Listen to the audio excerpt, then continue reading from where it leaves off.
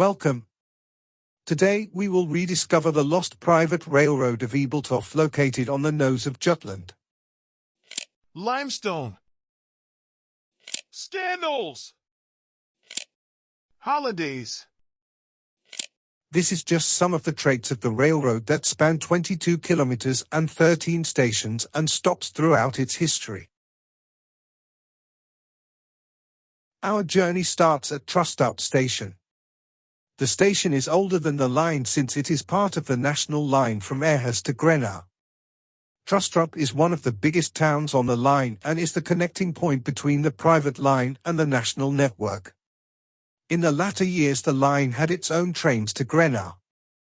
The station was the collection point for the railway's goods. Since it was a terminus there were both an engine shed and a turntable. Both have been lost to time. Trustrup was chosen as a cheaper option and for easy access to limestone deposits.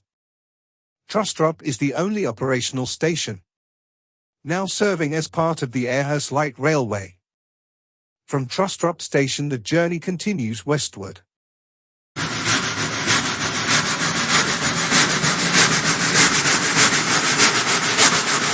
The line once crossed this road parallel to today's light railway. The line turns south in a big curve around the town. Today the line lives on as a scenic footpath along the countryside.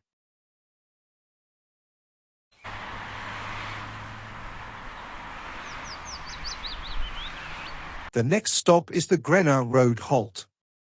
It was an unofficial stop with just an earth platform. Somebody might have been very vocal in their wishes to get that. The line ran at the tree line in the back, going in a big curve eastward due to the hilly terrain. After the curve, we pull into the Atrapkea halt. It was opened in 1925 and served both a local mill and dairy. The only thing left of the line and halt is the embankment running through the middle of the frame. The line continues eastward toward Ball, but the access is now blocked. Arriving at the second largest town on the line, Ball. Ball was a bustling place with dairy, mill, baker, and a nursery. The station was rebuilt several times because of the increasing production. The line had a particular problem with snow, more than the other lines had, with several winters where snow stopped all movement for a week and 40 to 50 trains were cancelled. Snow reached its high point the winter spanning 1919 to 1920. During two snowfalls 62 trains stood still despite frantic efforts from the line. So frantic that the snowplow was destroyed. The construction of the line's embankments were created using only shovels and manpower. Small streams were piped under the line. West of the city was a limestone quarry which led to the opening another halt in 1925. Nybal had a large network of sidings to the transport of these heavy goods. This was the primary reason why this line bypassed the idea of rail buses and instead increased the number of motor coaches. Today there is no traces left of either the halt nor the industry it supported, which is clearly shown on these aerial photos. Next stop on the line was Rosma station. It was placed on a hill above the town since the town was under the line's level.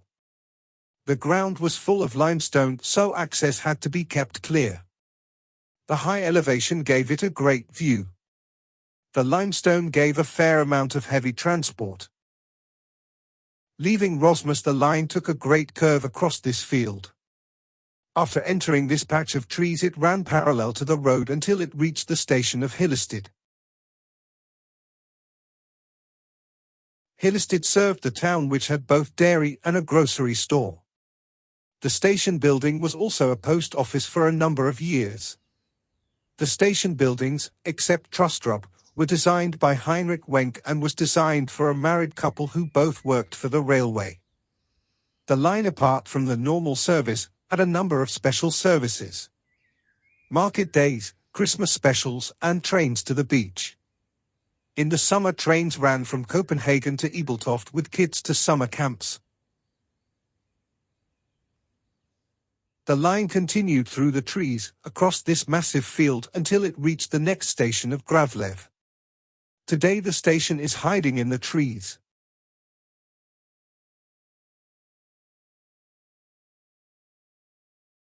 Gravlev station was positioned just out of the town and had both a mill and a brickwork. During the Second World War, the Germans started to build a sideline going to the Trustrup airport. Because of the war ending in May 1945, the project never really took off.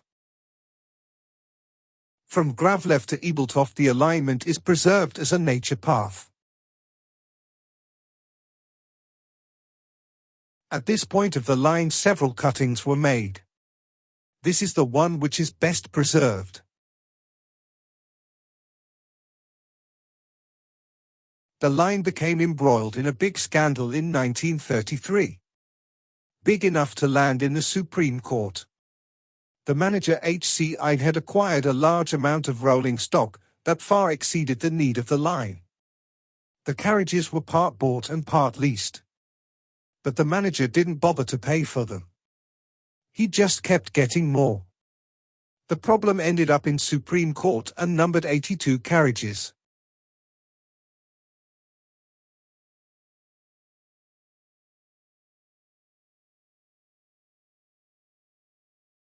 The stub halt is our next stop.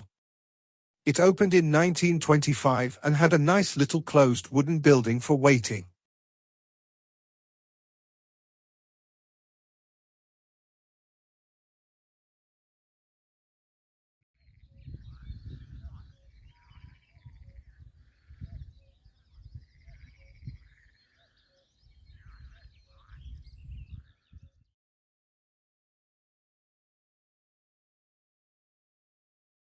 Today the only thing that remains is the alignment itself.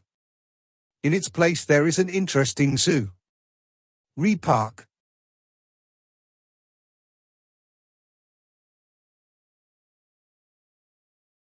The line continues south on an embankment that crosses swamp land and streams. This bridge is a solid evidence of the railroad that once was here.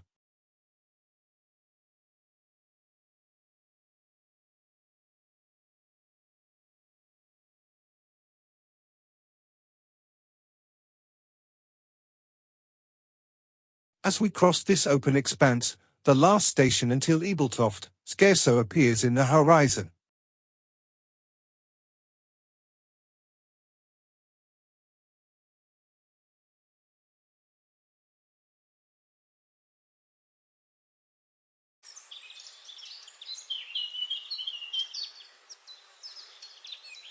Scarso was named after the manor house close by.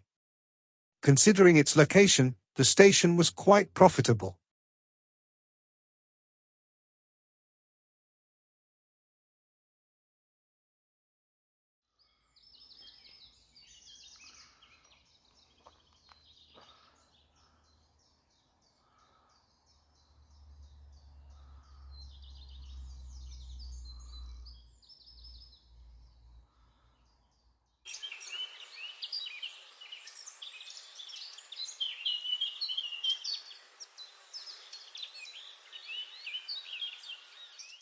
The railway's 3 original steam locomotives was built by the company Vulcan.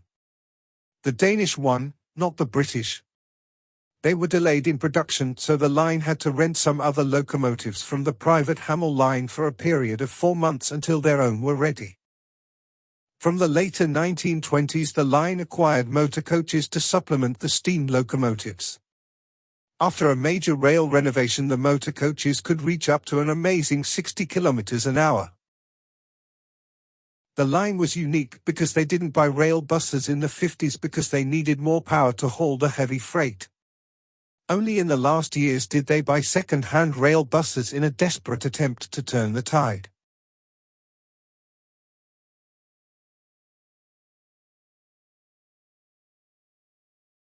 Draby halt was the only halt at the line's opening. The line was elevated because of the wet lowland. It was only a halt because Derby Parish was not really committed to the railway. The journey continues further south through this young forest.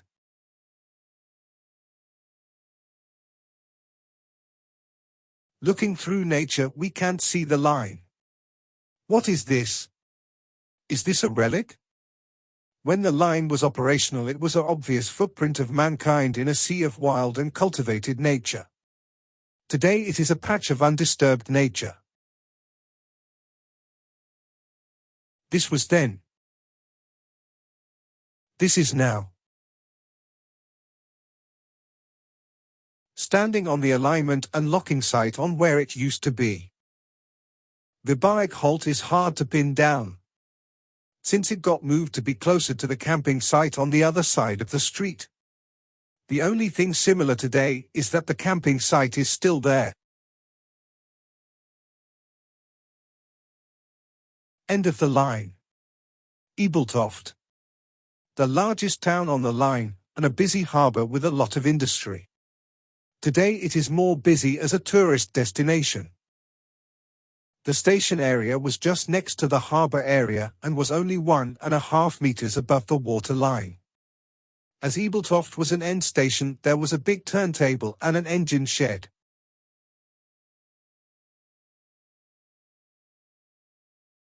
There is no trace left at all.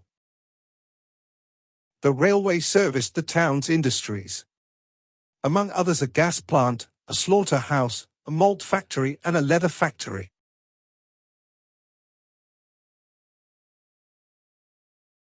One of the best-known tourists to visit Ebeltoft was the prominent Nazi Hermann Göring. He came in 1938 when he was sailing on his yacht. The Grand White Station building was also the post office. And both the station master and the postmaster lived on the first floor.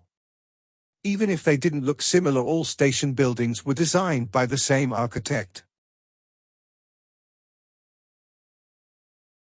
To the detriment of the town, there is nothing left of the beautiful building. But the consolation prize is the fully renovated frigate Djursland. Our journey has ended. The question is this: could the line have had a purpose today? Could it have been saved in any form?